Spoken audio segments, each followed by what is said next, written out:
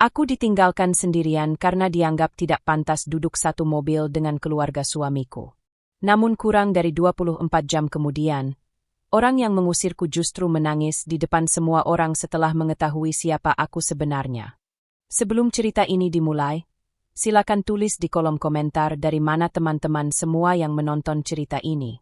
Jangan lupa juga untuk like dan subscribe agar channel ini bisa semakin berkembang dan terus menghadirkan cerita-cerita yang lebih menarik lagi. Arini selalu percaya bahwa kebahagiaan dalam rumah tangga tidak dibangun dari siapa yang paling kaya atau paling berkuasa, melainkan dari kesabaran dan rasa saling menghormati. Karena itulah, sejak menikah dengan Bagas 4 tahun lalu, ia berusaha menjadi istri yang baik tanpa pernah menuntut banyak hal. Setiap pagi, Arini bangun lebih awal dibandingkan siapapun di rumahnya. Saat matahari bahkan belum sepenuhnya muncul di balik atap-atap rumah tetangga, ia sudah sibuk di dapur menyiapkan sarapan. Aroma nasi goreng, telur dadar, atau sesekali bubur ayam buatan tangannya seringkali menjadi hal pertama yang menyambut Bagas sebelum berangkat bekerja. Kehidupan mereka sebenarnya cukup nyaman. Bagas memiliki pekerjaan yang stabil di sebuah perusahaan distribusi, sementara Arini menjalankan usaha kecil secara daring dari rumah. Penghasilannya memang tidak sebesar suaminya, tetapi cukup membantu kebutuhan sehari-hari. Banyak orang yang mengenal mereka menganggap rumah tangga itu harmonis. Bagas beruntung punya istri seperti Arini, kata salah satu tetangga suatu kali. Arini juga beruntung dapat suami yang bertanggung jawab, sahut yang lain. Arini hanya tersenyum mendengar pujian-pujian semacam itu. Ia tidak pernah merasa hidupnya sempurna. Ia hanya berusaha menjalani semuanya dengan sebaik mungkin. Salah satu tantangan terbesar dalam hidupnya adalah menjaga hubungan dengan ibu mertuanya, Warni. Warni adalah sosok yang sangat dominan dalam keluarga besar mereka. Meski usianya sudah mendekati 60 tahun, pengaruhnya masih begitu kuat. Semua anggota keluarga hampir selalu mengikuti apapun yang ia katakan. Jika Warni menginginkan sesuatu, seluruh keluarga akan berusaha mewujudkannya. Jika Warni tidak menyukai seseorang, maka orang itu akan kesulitan mendapatkan tempat di dalam keluarga. Arini memahami hal itu sejak awal pernikahannya. Karena itulah ia selalu berusaha menghormati mertuanya. Setiap kali ada acara keluarga, Arini selalu datang lebih awal untuk membantu persiapan. Ia membantu memasak, mencuci piring, menata kursi, membersihkan rumah, bahkan mengangkat barang-barang berat jika diperlukan. Namun anehnya, semua usaha itu seolah tidak pernah cukup di mata Warni. Arini, sapunya kurang bersih. Arini, masakannya terlalu asin. Arini, lain kali jangan lambat kalau disuruh. Kalimat-kalimat seperti itu sudah menjadi bagian dari kesehariannya. Bukan bentakan atau hinaan terang-terangan. Lebih seperti sindiran halus yang terus-menerus mengikis kenyamanan seseorang. Awalnya Arini merasa sedih. Tetapi lama-kelamaan ia belajar untuk diam. Baginya, membalas hanya akan memperbesar masalah. Suatu siang, saat acara ulang tahun salah satu keponakan Bagas, keluarga besar berkumpul di rumah Warni. Arini datang paling awal. Ia membantu mengupas bawang, memotong sayuran, mengatur meja makan, dan menyajikan minuman untuk tamu. Ketika acara berlangsung, beberapa kerabat memuji hasil masakan yang tersaji. Siapa yang masak opor ayam ini? Enak sekali. Arini hanya tersenyum kecil. Namun sebelum ia sempat menjawab, Warni sudah lebih dulu berbicara. Oh, itu resep keluarga saya. Dari dulu memang terkenal enak. Tidak ada satu kata pun yang menyebut nama Arini. Padahal sejak pagi, Arinilah yang mengerjakan hampir seluruh proses memasaknya. Beberapa kerabat tidak menyadarinya. Tetapi Bagas melihat semuanya. Pria itu menatap istrinya dengan rasa tidak enak. Nanti malam, setelah mereka pulang, Bagas akhirnya berkata pelan. Maaf ya, Rin. Arini yang sedang melipat pakaian menoleh. Maaf kenapa? Ibu kadang memang begitu. Arini tersenyum tipis. Aku nggak apa-apa. Bagas menghela napas. Ia tahu istrinya berusaha terlihat baik-baik saja. Tetapi sebagai suami, ia juga tahu bahwa Arini sering terluka. Sayangnya, Bagas selalu kesulitan menghadapi ibunya. Sejak kecil, ia terbiasa mengikuti semua keputusan Warni. Setiap kali mencoba membantah, rasa bersalah langsung muncul dalam dirinya. Akibatnya, Ia sering memilih diam meski tahu ibunya tidak selalu benar. Arini memahami kelemahan suaminya itu. Karena itulah ia tidak pernah memaksa Bagas memilih antara dirinya dan Warni. Hari-hari terus berjalan. Di balik kehidupan sederhananya, sebenarnya ada satu hal yang tidak diketahui banyak orang. Bahkan sebagian besar keluarga Bagas sama sekali tidak mengetahuinya. Arini memiliki hubungan yang sangat dekat dengan pamannya, Hendra. Hendra bukan orang biasa. Ia adalah pemilik salah satu perusahaan properti terbesar di kota mereka. Perusahaannya memiliki berbagai proyek perumahan, hotel, resort, hingga kawasan wisata yang tersebar di banyak daerah. Sejak kecil, Arini memang dekat dengan pamannya itu. Ketika orang tuanya meninggal beberapa tahun lalu, Hendra menjadi salah satu sosok yang selalu mendukungnya. Namun kedekatan itu tidak pernah diumbar. Bahkan setelah menikah dengan Bagas, Arini sengaja menjaga kesederhanaannya. Ia tidak pernah membawa-bawa nama pamannya. Ia tidak pernah memamerkan kekayaan keluarga besarnya. Ia tidak pernah mengunggah foto bersama para petinggi perusahaan yang mengenalnya. Baginya, penghormatan yang datang karena jabatan atau kekayaan tidak pernah terasa tulus. Suatu sore, ponsel Arini berdering. Nama, Paman Hendra, muncul di layar. Arini segera mengangkat telepon itu. "Halo, Paman. Bagaimana kabarmu, Nak?" "Baik. Kapan mampir ke kantor? Banyak yang tanya tentangmu." Arini tertawa kecil. "Nanti kalau ada waktu." "Kamu terlalu rendah hati. Paman juga tahu aku nggak suka jadi pusat perhatian." Di seberang sana terdengar tawa hangat. "Kamu tetap seperti dulu." Percakapan mereka berlangsung beberapa menit sebelum akhirnya berakhir. Arini kembali melanjutkan pekerjaannya seperti biasa. Tidak ada yang tahu bahwa wanita sederhana yang sedang menyapu halaman rumah itu sebenarnya memiliki akses langsung ke salah satu pengusaha properti paling berpengaruh di kota mereka. Beberapa minggu kemudian, keluarga besar kembali berkumpul di rumah Warni. Suasana rumah terasa ramai. Anak-anak berlarian di ruang tamu. Para orang tua sibuk mengobrol sambil menikmati camilan. Arini seperti biasa membantu menyiapkan minuman. Ketika semua orang sudah berkumpul, Warni berdiri di tengah ruangan. Ekspresinya terlihat sangat puas. "Aku punya kabar baik." Semua orang langsung memperhatikan. Warni tersenyum lebar. "Bulan depan kita akan mengadakan piknik keluarga besar." Ruangan langsung riuh. "Serius, Bu? Di mana? Berapa hari?" Warni menikmati perhatian yang tertuju padanya sebelum menjawab. "Kita akan menginap di villa mewah selama beberapa hari." Beberapa anggota keluarga langsung bersorak gembira.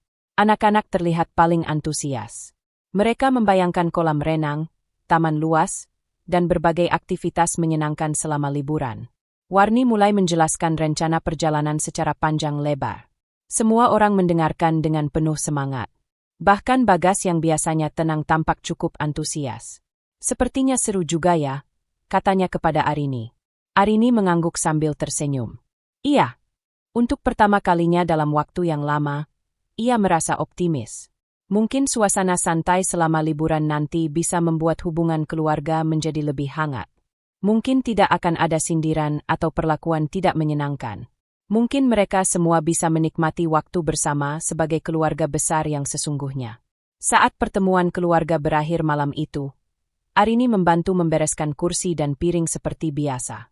Ketika akhirnya ia duduk di dalam mobil bersama Bagas untuk pulang, wanita itu memandang lampu-lampu kota yang berkilauan di luar jendela. Sebuah harapan kecil tumbuh di dalam hatinya. Ia berharap perjalanan piknik nanti bukan hanya menjadi liburan biasa. Ia berharap itu bisa menjadi kesempatan untuk mempererat hubungan yang selama ini terasa renggang. Harapan itulah yang terus berada di dalam pikiran Arini ketika hari keberangkatan piknik keluarga akhirnya tiba. Sejak pukul 5 pagi, ia sudah bangun dan bersiap. Dengan penuh semangat, ia menyiapkan beberapa bekal makanan ringan yang bisa dinikmati selama perjalanan. Meski Warni sudah mengatakan bahwa semua kebutuhan konsumsi telah diatur, Arini tetap membawa beberapa kotak makanan buatan sendiri untuk berjaga-jaga. Bagas yang melihat istrinya begitu antusias hanya tersenyum. "Kamu semangat sekali." Arini mengangguk kecil.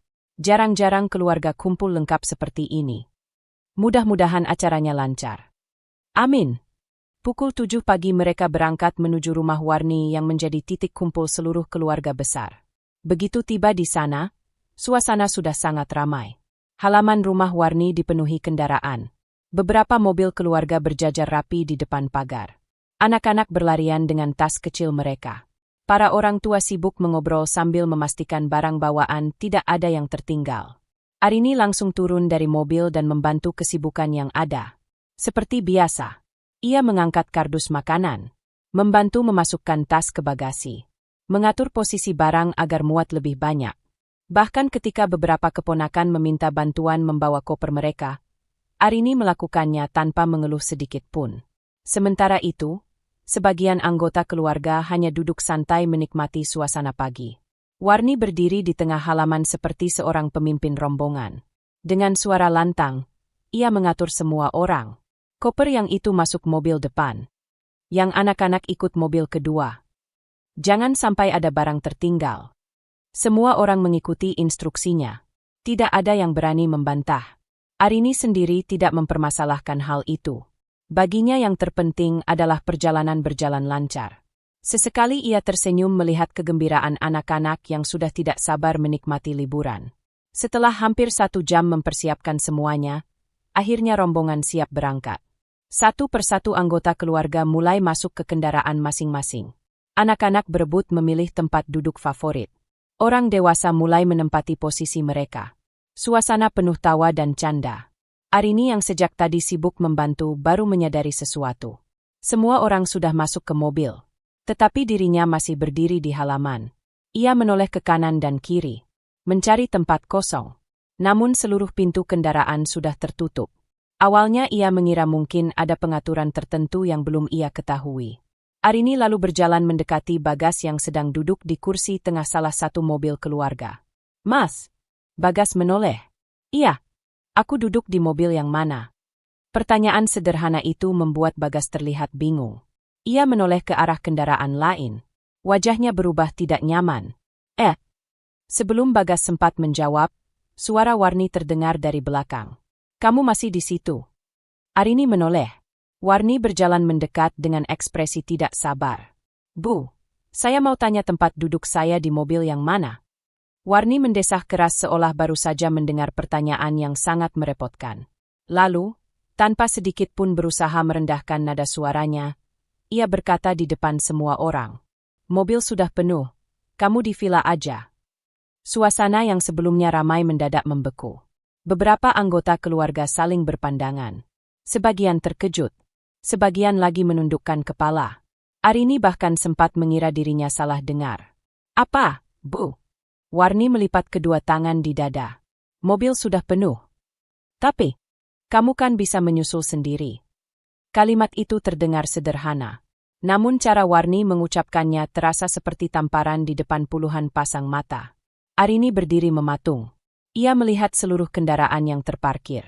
Masih ada beberapa kursi yang sebenarnya bisa diatur ulang. Beberapa orang bahkan hanya duduk berdua di baris belakang. Tetapi tidak ada seorang pun yang bergerak. Tidak ada yang menawarkan tempat. Tidak ada yang membela. Yang paling menyakitkan adalah saat ia melihat Bagas. Suaminya hanya duduk diam. Wajahnya penuh kegelisahan. Namun mulutnya tetap tertutup. "Mas," ucap Arini lirih. Bagas terlihat ingin mengatakan sesuatu. Namun saat matanya bertemu dengan tatapan tegas Warni, keberaniannya langsung menghilang. "Maaf ya, Rin," katanya pelan. Hanya itu. Hanya 2 kata. Dan 2 kata itu terasa jauh lebih menyakitkan daripada bentakan Warni. Karena untuk pertama kalinya, Arini benar-benar merasa sendirian.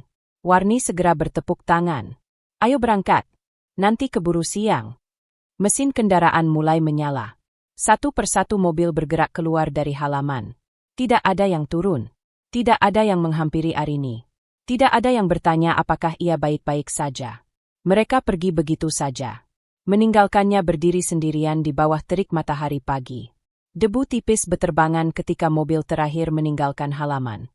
Dan dalam hitungan detik, suasana menjadi sunyi. Arini masih berdiri di tempat yang sama. Tangannya menggenggam erat tas yang sejak tadi ia bawa. Dadanya terasa sesak. Bukan karena tidak mendapatkan tumpangan. Bukan karena harus berangkat sendiri. Tetapi karena penghinaan yang baru saja terjadi. Selama 4 tahun menikah dengan Bagas, ia sudah berkali-kali mengalah. Sudah berkali-kali memilih diam. Sudah berkali-kali menahan sakit hati. Namun baru kali ini penghinaan itu dilakukan secara terang-terangan di depan seluruh keluarga besar. Perlahan matanya mulai memanas. Tetapi Arini menolak menangis. Tidak di sana. Tidak setelah semua yang terjadi. Ia menarik napas panjang lalu mengeluarkan ponselnya. Beberapa menit kemudian, ia memesan kendaraan menuju villa. Sambil menunggu, ia duduk di bangku teras rumah yang kini kosong. Pikirannya terus memutar ulang kejadian tadi. Ucapan Warni, tatapan keluarga, dan terutama sikap Bagas. Semakin dipikirkan, semakin terasa menyakitkan. Tak lama kemudian kendaraan pesanannya tiba. Arini masuk tanpa banyak bicara. Mobil mulai bergerak meninggalkan kota. Pemandangan jalan raya perlahan berganti menjadi hamparan sawah dan perbukitan. Namun keindahan alam itu sama sekali tidak mampu menenangkan pikirannya. Untuk pertama kalinya setelah sekian lama, Arini mulai mempertanyakan semua hal yang selama ini ia pertahankan. Apa gunanya terus bersabar? Apa gunanya terus mengalah? Apa gunanya menjaga perasaan orang lain jika dirinya sendiri selalu menjadi korban? Ia teringat berbagai kejadian selama bertahun-tahun. Saat Warni mengabaikan hasil masakannya. Saat Warni membandingkannya dengan menantu lain. Saat Warni memuji semua orang kecuali dirinya.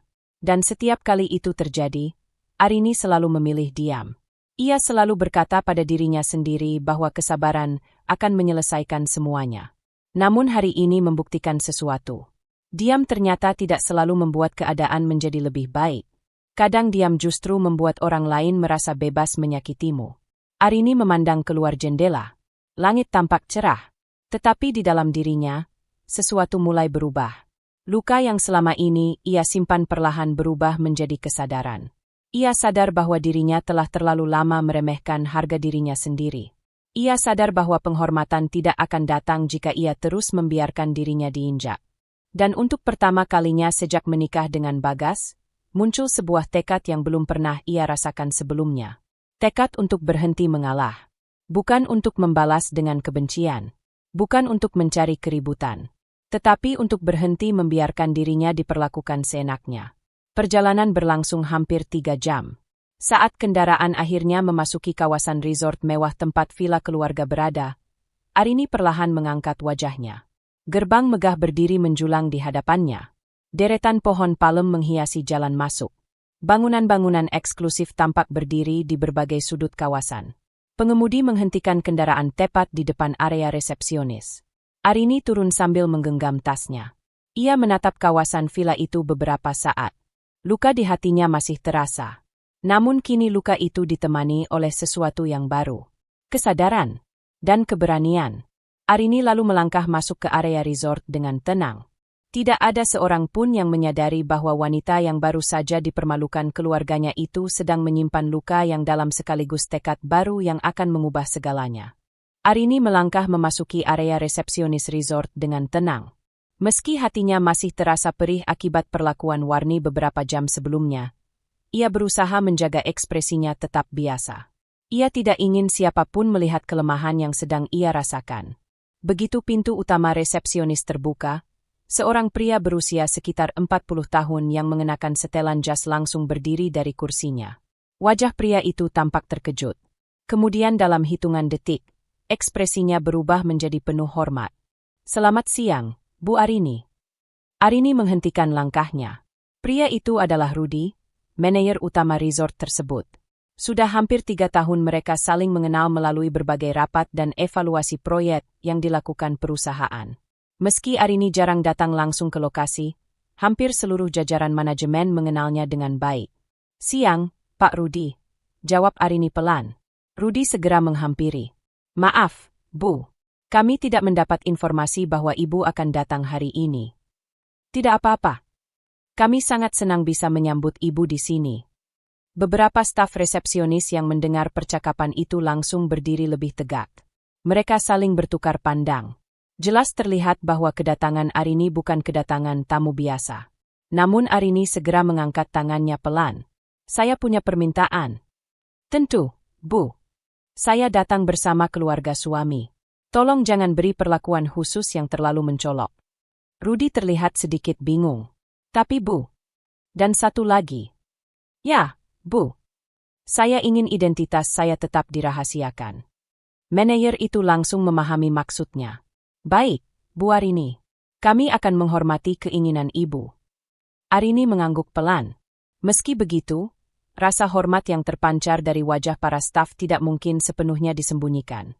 Karena mereka semua tahu siapa wanita yang sedang berdiri di hadapan mereka. Resort mewah itu merupakan salah satu aset unggulan perusahaan properti milik pamannya, Hendra. Perusahaan tersebut memiliki berbagai proyek besar di berbagai kota. Hotel, resort, perumahan elit, kawasan wisata. Dan Arini bukan sekadar keponakan pemilik perusahaan. Selama beberapa tahun terakhir, ia juga menjadi salah satu orang yang paling dipercaya dalam berbagai pengambilan keputusan strategis. Meski namanya tidak pernah muncul di media atau struktur organisasi publik, banyak keputusan penting perusahaan lahir dari hasil diskusi dan rekomendasinya. Kemampuan analisis Arini bahkan sering membuat para direktur senior terkesan. Karena itulah hampir seluruh jajaran manajemen mengenalnya dengan penuh rasa hormat. Namun tidak ada satupun anggota keluarga Bagas yang mengetahui hal tersebut. Bagi mereka, Arini hanyalah ibu rumah tangga sederhana yang menjalankan usaha kecil dari rumah. Setelah menyelesaikan proses check-in, Arini berjalan menuju villa tempat keluarganya menginap. Ketika ia tiba, suasana sudah ramai. Anak-anak sedang bermain di halaman. Beberapa anggota keluarga menikmati pemandangan pegunungan. Warni duduk santai di teras sambil mengobrol dengan kerabatnya.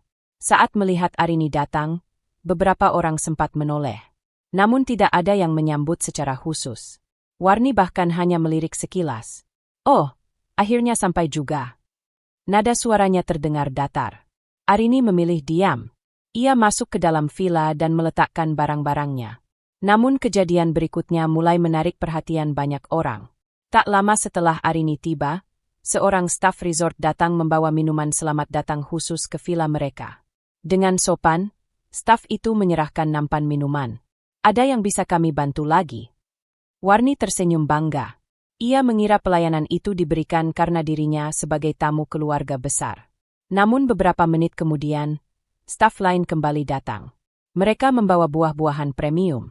Kemudian makanan ringan tambahan. Lalu beberapa fasilitas ekstra yang biasanya tidak termasuk dalam paket standar. Warni terlihat senang.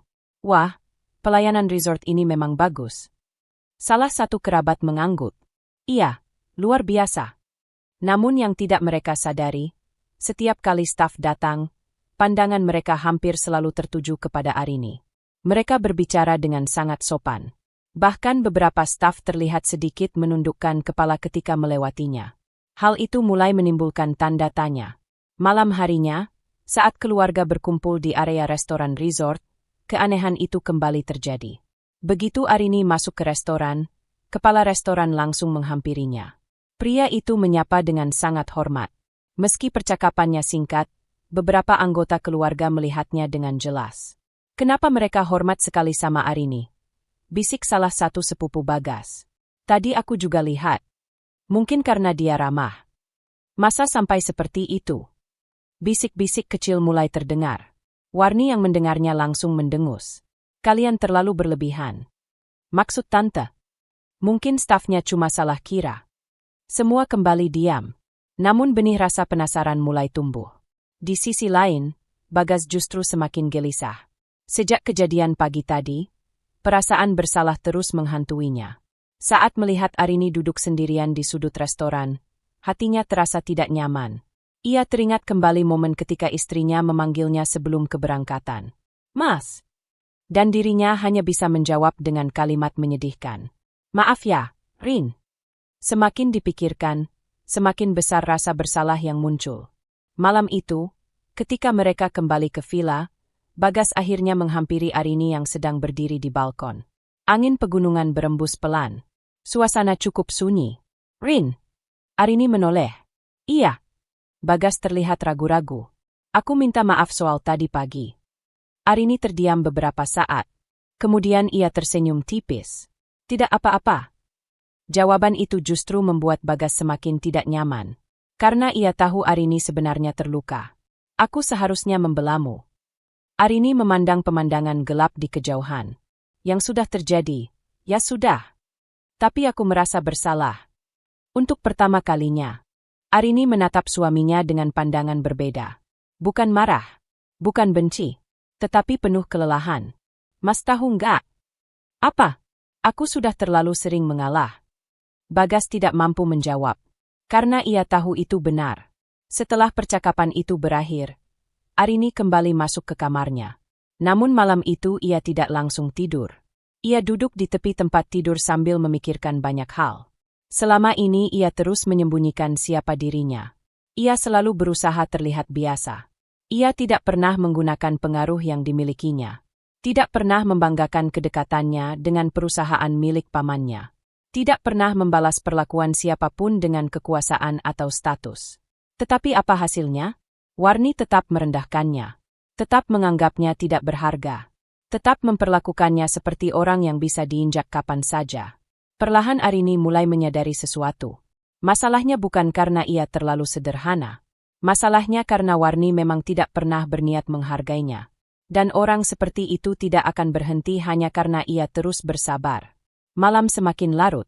Di kamar lain, beberapa anggota keluarga juga masih membicarakan hal yang sama. Kenapa staf resort begitu menghormati Arini? Kenapa manajer beberapa kali terlihat menyapanya secara khusus? Kenapa fasilitas tambahan terus berdatangan? Semakin banyak pertanyaan muncul. Namun belum ada yang mengetahui jawabannya. Keesokan paginya, suasana resort kembali ramai. Keluarga besar menikmati berbagai aktivitas wisata yang tersedia. Namun di balik itu semua, sebuah kabar penting mulai beredar di antara jajaran manajemen resort.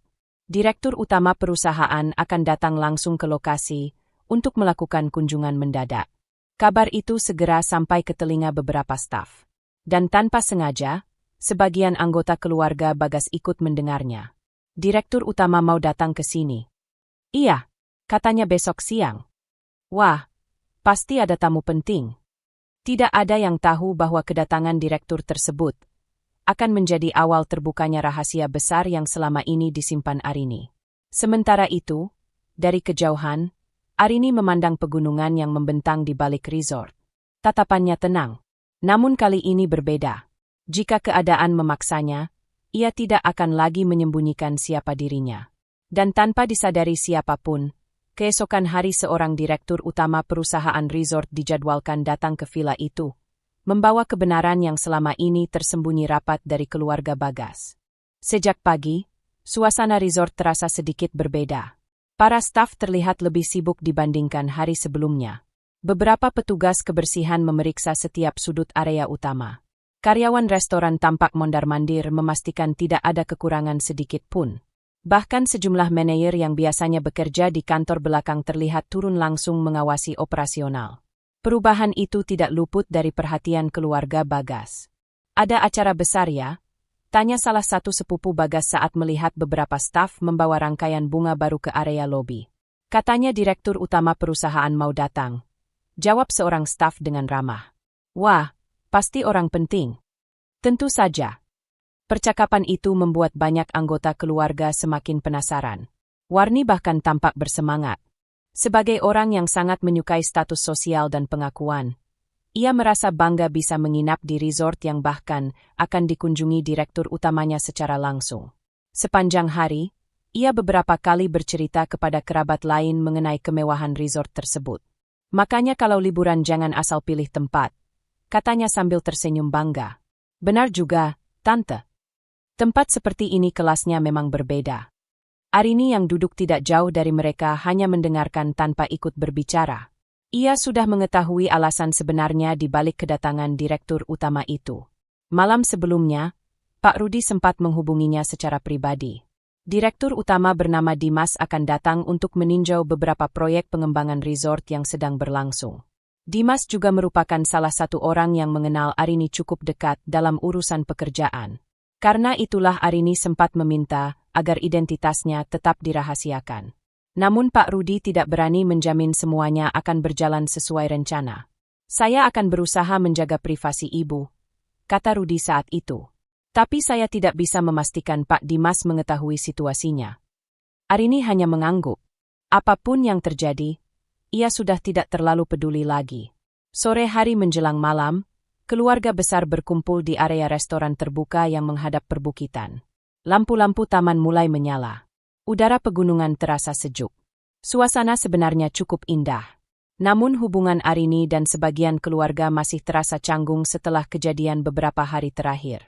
Bagas beberapa kali mencoba mengajak istrinya berbicara. Tetapi Arini hanya menjawab seperlunya. Bukan karena marah, melainkan karena ia mulai lelah. Tepat ketika makan malam akan dimulai, sebuah iring-iringan kendaraan mewah memasuki area utama resort. Beberapa staf langsung berdiri lebih tegak. Manajer-manajer bergegas menuju pintu masuk. Keluarga Bagas spontan menoleh. Itu pasti direktur utamanya. Iya, lihat. Banyak manajer ikut menyambut. Warni ikut memperhatikan dengan antusias. Ia bahkan merapikan duduknya agar terlihat lebih berkelas. Tidak lama kemudian, seorang pria berusia sekitar 50 tahun turun dari kendaraan. Penampilannya rapi dan berwibawa. Di belakangnya berjalan beberapa anggota manajemen senior. Mereka memasuki area restoran. Semua keluarga mengira rombongan itu akan menuju ruang VIP atau meja khusus yang sudah disiapkan. Namun sesuatu yang sama sekali tidak mereka duga terjadi. Begitu memasuki area restoran, pria tersebut langsung menghentikan langkahnya. Matanya menyapu ruangan. Kemudian menemukan seseorang. Arini. Wajahnya langsung berubah cerah. Tanpa ragu, ia berjalan menuju meja keluarga Bagas. Seluruh manajemen mengikuti di belakangnya. Suasana restoran mendadak sunyi. Banyak tamu lain ikut memperhatikan. Arini yang melihat itu hanya bisa menghela napas kecil. Ia tahu apa yang akan terjadi. Pria itu berhenti tepat di hadapannya. Lalu tersenyum lebar. Bu Arini. Semua anggota keluarga menoleh serentak. Pria itu mengulurkan tangan dengan penuh hormat. Sudah lama sekali kita tidak bertemu. Arini berdiri perlahan. Selamat malam, Pak Dimas. Pak Dimas tertawa kecil. Kalau saya tahu Ibu ada di sini, saya pasti datang lebih awal. Beberapa manajer yang berdiri di belakang ikut tersenyum hormat. Warni mulai mengernyitkan dahi. Ia tidak memahami apa yang sedang terjadi. Pak Dimas kemudian menoleh kepada keluarga yang duduk di sekitar Arini. Maaf, saya harus menyapa Bu Arini terlebih dahulu. Tidak ada yang menjawab. Karena semua orang masih terlalu terkejut. Pak Dimas kembali memandang Arini. Laporan pengembangan kawasan timur yang Ibu sarankan bulan lalu sudah kami jalankan. Kabarnya bagaimana? Tanya Arini tenang. Hasilnya sangat baik. Pak Dimas tersenyum kagum. Seperti biasa, rekomendasi Ibu selalu tepat. Kini seluruh keluarga benar-benar kebingungan. Rekomendasi? Pengembangan kawasan? Apa maksudnya? Bagas menatap istrinya tanpa berkedip. Ia merasa seperti sedang melihat orang yang sama sekali berbeda. Pak Dimas lalu berkata sesuatu yang membuat seluruh suasana berubah. Saya harus berterima kasih kepada Ibu. Arini tampak tidak nyaman. Tidak perlu, Pak. Tentu perlu. Pak Dimas tersenyum. Banyak orang tidak tahu bahwa sebagian keputusan terbaik perusahaan kami lahir dari saran dan analisis Bu Arini. Hening. Benar-benar hening. Beberapa anggota keluarga sampai saling berpandangan. Sementara Warni tampak semakin bingung. Apa maksudnya? Tanya salah satu kerabat. Pak Dimas menoleh. Oh, kalian belum tahu. Tidak ada yang menjawab. Pria itu terlihat terkejut. Lalu saya harus mulai dari mana? Warni segera menyela. Mungkin ada salah paham. Nada suaranya terdengar gugup. Arini hanya menantu saya. Pak Dimas tersenyum sopan. Tentu saya tahu. Lalu, Bu Arini juga merupakan orang kepercayaan pemilik perusahaan kami. Kalimat itu menghantam semua orang seperti petir. Warni membeku. Bagas membelalakkan mata. Beberapa kerabat bahkan sampai kehilangan kata-kata. Pak Dimas melanjutkan. Pak Hendra sangat mempercayai beliau. Mendengar nama Hendra, beberapa orang mulai menyadari sesuatu. Bukankah Hendra adalah pemilik grup perusahaan besar yang sering muncul di berita bisnis? Jantung Warni mulai berdetak lebih cepat. Tunggu. Ia memandang Arini. Kamu kenal Pak Hendra? Arini terdiam sejenak, lalu menjawab dengan tenang. Beliau paman saya. Suasana langsung gempar. Apa? Paman? Serius? Warni sampai kehilangan keseimbangan duduknya. Bagas menatap istrinya dengan wajah pucat. Selama bertahun-tahun menikah, Arini tidak pernah menceritakan hal itu secara terbuka. Bukan karena ingin berbohong, tetapi karena memang tidak pernah merasa perlu. Pak Dimas melanjutkan penjelasannya. Bu Arini sering membantu mengevaluasi proyek-proyek kami. Bahkan beberapa resort yang sekarang menjadi aset paling menguntungkan perusahaan berhasil berkembang berkat masukannya. Salah satu manajer senior ikut mengangguk. Itu benar. Manajer lain menambahkan, proyek resort di Bali hampir mengalami kerugian besar beberapa tahun lalu. Lalu, Bu Arini yang menemukan solusi strategisnya. Dan hasilnya, proyek itu sekarang menjadi salah satu yang paling sukses. Satu demi satu fakta mulai bermunculan. Para staf dan manajemen tanpa sadar menceritakan berbagai kontribusi Arini. Bagaimana ia membantu menyelamatkan proyek. Bagaimana ia memberi masukan yang menghasilkan keuntungan besar.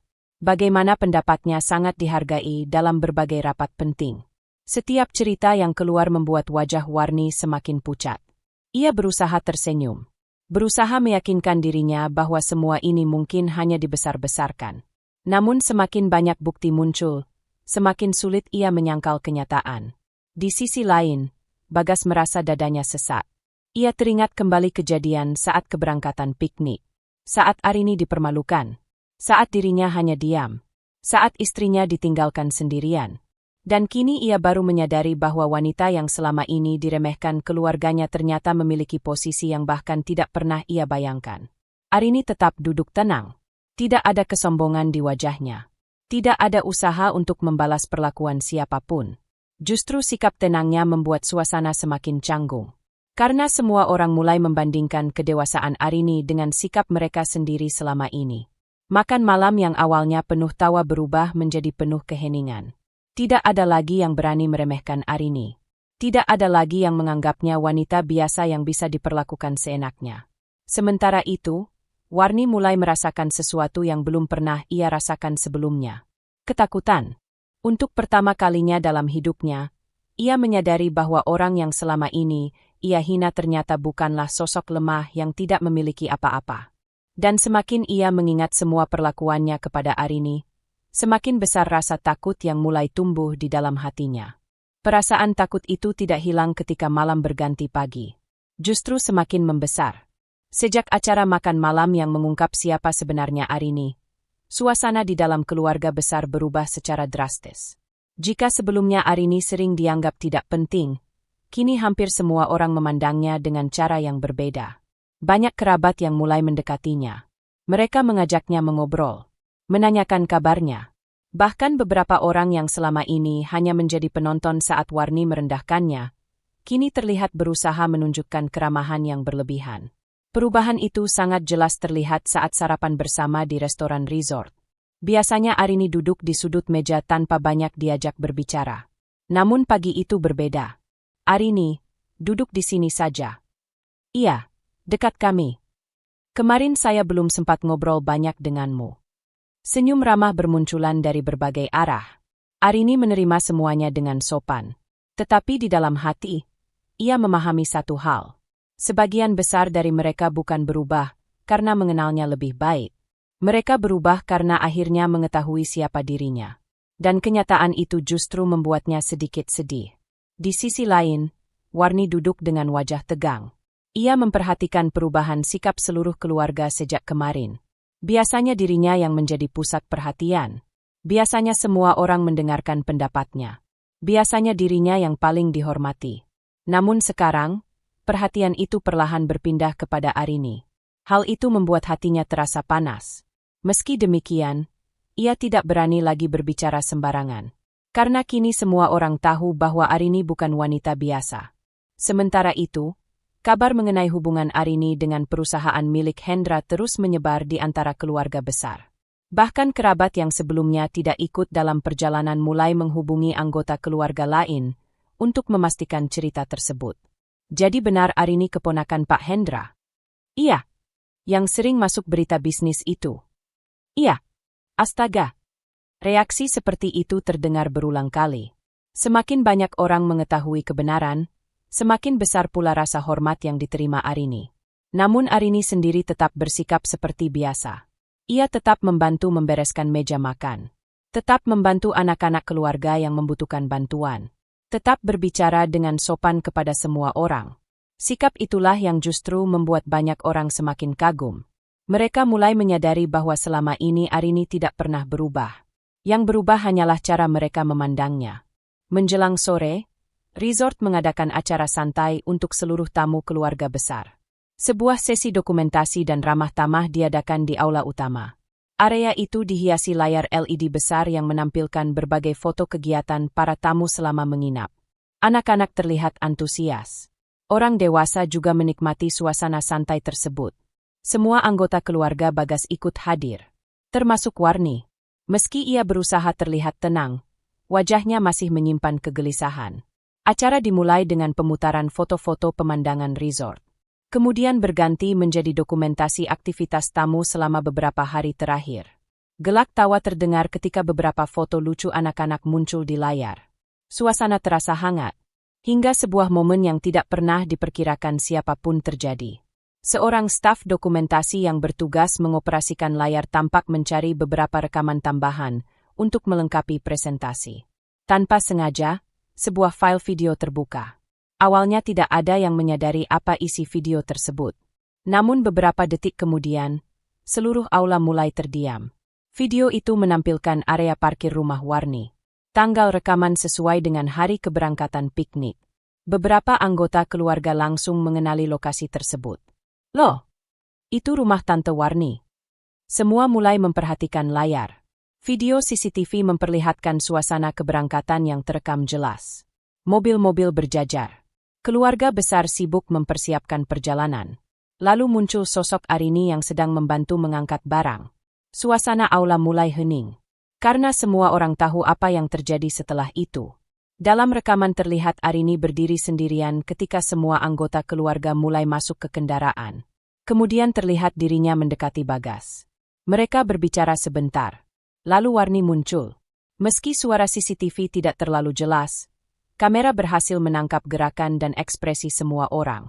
Dan ketika audio tambahan dari kamera luar terdengar, kalimat yang selama ini hanya diketahui sebagian orang akhirnya terdengar oleh seluruh aula. Mobil sudah penuh. Kamu di villa aja. Kalimat itu menggema melalui pengeras suara.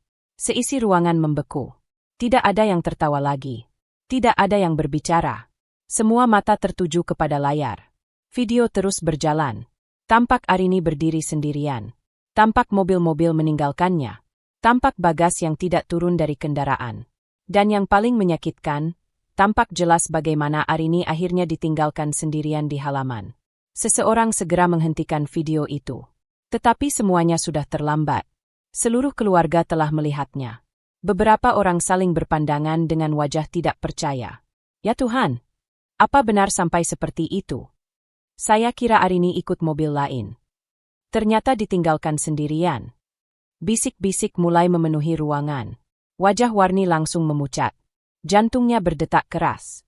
Untuk pertama kalinya, semua orang melihat kejadian itu secara langsung. Tidak ada lagi alasan. Tidak ada lagi pembelaan. Tidak ada lagi versi cerita yang bisa diubah. Fakta sudah terpampang di depan mata semua orang. Warni mencoba tersenyum kaku. Itu cuma salah paham. Namun tidak ada yang menanggapi. Karena rekaman tersebut terlalu jelas. Beberapa kerabat yang selama ini mengaguminya mulai menatapnya dengan ekspresi berbeda. Ada yang kecewa. Ada yang heran. Ada pula yang terlihat malu. Warni merasakan sesuatu yang belum pernah ia alami sebelumnya. Ia kehilangan kendali atas pandangan orang-orang terhadap dirinya. Sementara itu, semua mata beralih kepada Arini. Namun yang mereka lihat justru membuat rasa hormat mereka semakin besar. Arini tidak marah, tidak berteriak, tidak memanfaatkan situasi untuk mempermalukan Warni. Ia hanya duduk tenang. Wajahnya tetap tenang meski semua orang baru saja menyaksikan penghinaan yang ia alami. Sikap itu membuat banyak orang semakin kagum. Karena tidak semua orang mampu menahan diri ketika mendapatkan kesempatan untuk membalas. Bagas yang sejak tadi duduk diam akhirnya berdiri. Wajahnya terlihat penuh penyesalan. Ia memandang seluruh keluarga. Kemudian memandang Arini. Saya mau mengatakan sesuatu. Ruangan kembali hening. Bagas menarik napas panjang. Saya salah. Kalimat itu keluar dengan suara berat. Saya melihat semua kejadian itu. Ia menunjuk layar yang kini sudah gelap. Saya ada di sana. Tidak ada yang menyela. Saya tahu Arini diperlakukan tidak adil. Suara Bagas mulai bergetar. Tapi saya diam. Arini menatap suaminya tanpa berkata apa-apa. Saya terlalu takut menentang ibu saya. Bagas menundukkan kepala. Dan karena ketakutan itu, saya gagal menjadi suami yang seharusnya melindungi istri saya. Beberapa anggota keluarga mulai terlihat terharu. Karena pengakuan itu jelas tidak mudah. Bagas kemudian menoleh kepada Arini. Maafkan saya, Rin. Suasana menjadi semakin emosional. Namun Arini tetap tenang. Ia tidak langsung menjawab. Hanya mengangguk pelan. Sikap sederhana itu justru membuat banyak orang semakin menghormatinya. Sementara di sudut ruangan, Warni mulai merasakan tekanan yang luar biasa. Semua yang selama ini ia bangun seolah runtuh dalam satu hari. Reputasinya, wibawanya, pengaruhnya, pandangan keluarga terhadap dirinya. Semuanya berubah. Orang-orang yang dulu selalu memihaknya kini lebih banyak memperhatikan Arini. Orang-orang yang dulu memujinya kini mulai membicarakan kesalahannya. Perasaan malu bercampur takut mulai menguasai dirinya. Tidak. Warni bergumam pelan. Tidak seperti ini. Air matanya mulai jatuh. Namun kali ini tidak ada yang bergegas menghiburnya seperti biasanya. Karena untuk pertama kalinya, semua orang melihat konsekuensi dari kesombongan yang selama ini ia tunjukkan. Warni akhirnya menutup wajahnya dengan kedua tangan. Tangisnya pecah di tengah aula. Tubuhnya bergetar hebat. Ia merasa seluruh dunia sedang menertawakannya. Dan di balik tangisan itu, untuk pertama kalinya ia benar-benar menyadari sesuatu. Bukan Arini yang telah merusak harga dirinya. Bukan keluarga yang mempermalukannya. Melainkan kesombongan dan perlakuannya sendiri yang selama ini perlahan menghancurkan harga dirinya hingga tersisa penyesalan yang tidak lagi bisa ia sembunyikan. Beberapa bulan berlalu sejak kejadian yang mengubah suasana keluarga besar itu. Musim telah berganti. Kesibukan sehari-hari kembali berjalan seperti biasa. Namun bagi Arini, kehidupan setelah peristiwa di villa tidak pernah benar-benar sama lagi. Jika dulu ia memilih berada di balik layar, kini semakin banyak orang mengenal kemampuannya. Nama Arini mulai sering disebut dalam berbagai rapat penting perusahaan. Banyak proyek yang sebelumnya hanya ia bantu secara diam-diam kini secara resmi berada di bawah pengawasannya. Beberapa kawasan properti baru berhasil berkembang dengan sangat baik. Tingkat okupansi resort meningkat. Nilai investasi sejumlah proyek terus bertambah. Bahkan beberapa media bisnis mulai menyoroti munculnya sosok profesional muda yang memiliki kontribusi besar dalam berbagai pengembangan perusahaan milik Hendra. Meski demikian, Arini tetap menjadi pribadi yang sama. Ia tetap sederhana, tetap rendah hati, tetap memperlakukan semua orang dengan hormat. Banyak karyawan baru yang bahkan tidak percaya ketika mengetahui bahwa wanita yang sering menyapa mereka dengan ramah di kantor merupakan salah satu sosok paling berpengaruh dalam pengambilan keputusan perusahaan. Di sisi lain, kehidupan pribadinya justru memasuki fase yang jauh lebih rumit. Hubungannya dengan Bagas tidak lagi berjalan seperti dulu. Mereka memang masih tinggal bersama, masih berbicara, masih menjalani kehidupan rumah tangga. Namun ada jarak yang tidak terlihat di antara mereka. Jarak yang lahir dari luka. Luka yang selama bertahun-tahun dipendam Arini. Luka yang mencapai puncaknya pada hari ketika dirinya ditinggalkan sendirian saat keberangkatan piknik. Bagas menyadari hal itu. Karena itulah selama beberapa bulan terakhir, ia berusaha memperbaiki semuanya. Hampir setiap hari ia mencari kesempatan untuk berbicara kepada Arini. Bukan untuk membela diri. Bukan untuk mencari alasan. Melainkan untuk mengakui kesalahannya. Suatu malam, setelah makan malam bersama, Bagas memberanikan diri duduk di samping istrinya di teras rumah. Angin malam berembus pelan. Suasana cukup tenang. Rin. Arini menoleh. Iya. Bagas menarik napas panjang. Aku tahu aku sudah sering minta maaf. Arini diam. Tapi aku tetap ingin mengatakannya lagi. Tatapan pria itu terlihat tulus. Aku benar-benar menyesal. Tidak ada nada dibuat-buat dalam suaranya. Tidak ada kepura-puraan. Aku terlalu lama membiarkan ibu memperlakukan kamu seenaknya. Bagas menunduk. Aku selalu berpikir diam adalah cara menjaga keluarga tetap damai. Ia tersenyum pahit. Ternyata diamku justru menyakitimu. Arini memandang langit malam beberapa saat sebelum menjawab. Aku tidak pernah meminta kamu melawan ibumu. Bagas mengangkat kepala. Tapi aku seharusnya melindungimu. Kalimat itu membuat suasana menjadi hening. Karena untuk pertama kalinya, Bagas benar-benar memahami inti dari masalah mereka. Bukan soal siapa yang benar. Bukan soal siapa yang lebih berkuasa. Melainkan tentang tanggung jawab yang selama ini gagal ia jalankan. Sementara itu, kehidupan Warni justru berjalan jauh berbeda. Sejak kejadian di villa, banyak hal berubah dalam keluarganya. Dulu setiap perkataannya selalu dianggap benar. Dulu setiap pendapatnya selalu didengar. Dulu banyak kerabat yang memujinya. Namun kini semuanya tidak lagi sama. Banyak anggota keluarga mulai menjaga jarak. Bukan karena membenci Warni, tetapi karena mereka tidak lagi memandangnya dengan kekaguman yang sama. Setiap kali ada acara keluarga, Warni sering merasa menjadi orang asing. Ia melihat bagaimana orang-orang kini menghormati Arini, mendengarkan pendapat Arini, memuji sikap Arini, dan semua itu mengingatkannya pada kesalahannya sendiri. Rasa bersalah yang selama ini berusaha ia abaikan perlahan berubah menjadi penyesalan yang sangat dalam. Bahkan beberapa malam, Warni kesulitan tidur. Bayangan Arini yang berdiri sendirian di halaman rumah terus muncul dalam pikirannya. Ucapan yang pernah ia lontarkan terus terngiang di telinganya. Mobil sudah penuh, kamu di villa aja. Semakin ia mengingatnya, semakin besar rasa malu yang ia rasakan. Hingga akhirnya pada suatu pagi, Warni mengambil keputusan yang selama ini tidak pernah ia bayangkan. Ia akan menemui Arini secara langsung. Bukan sebagai ibu mertua, bukan sebagai orang yang lebih tua, melainkan sebagai seseorang yang ingin meminta maaf. Siang itu, Arini sedang berada di salah satu kantor perusahaan ketika resepsionis menghubunginya. Bu Arini, ada tamu yang ingin bertemu. Siapa? Ibu Warni. Arini terdiam sejenak. Ia tidak menyangka. Namun akhirnya ia mengizinkan. Beberapa menit kemudian, Warni memasuki ruangan. Penampilannya tampak berbeda. Tidak ada lagi ekspresi angkuh yang biasa terlihat.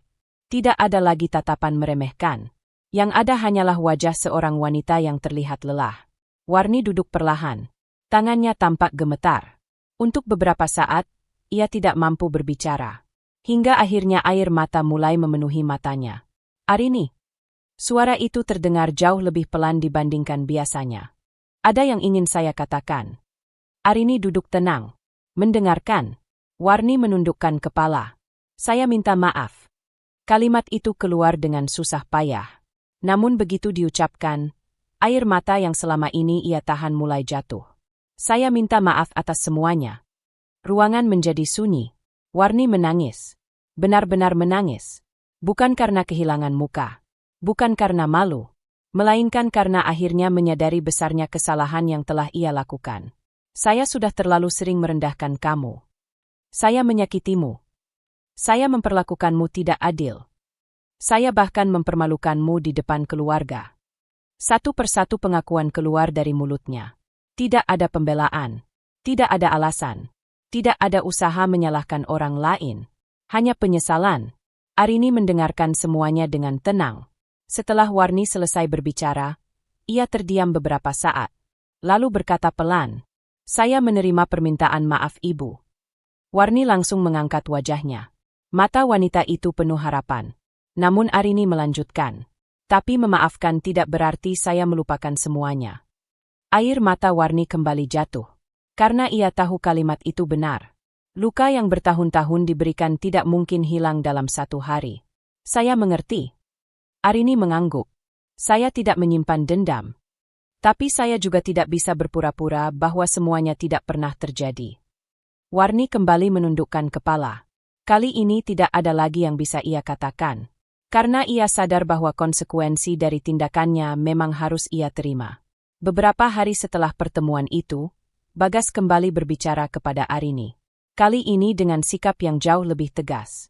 Aku tidak bisa mengubah masa lalu. Arini mendengarkan. Tapi aku bisa mengubah diriku sendiri.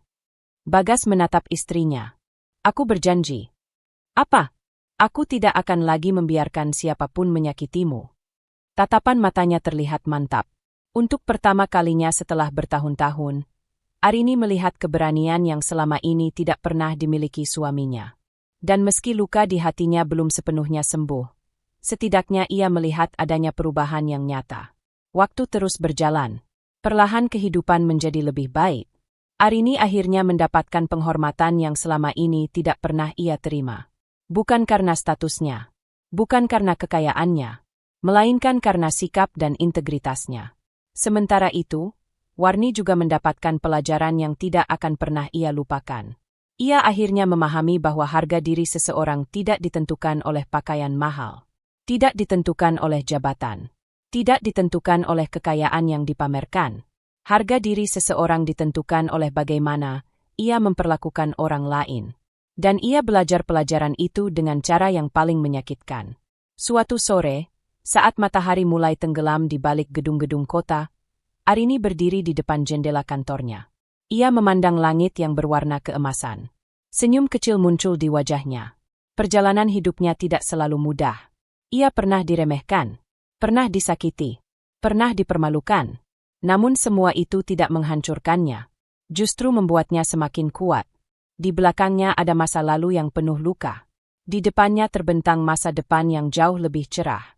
Dan ketika Arini melangkah maju meninggalkan ruangan itu dengan kepala tegak, Warni hanya bisa menjalani sisa hidupnya sambil membawa pelajaran besar yang lahir dari kesombongan. Sementara Arini melangkah menuju kebahagiaan yang akhirnya berhasil ia perjuangkan sendiri.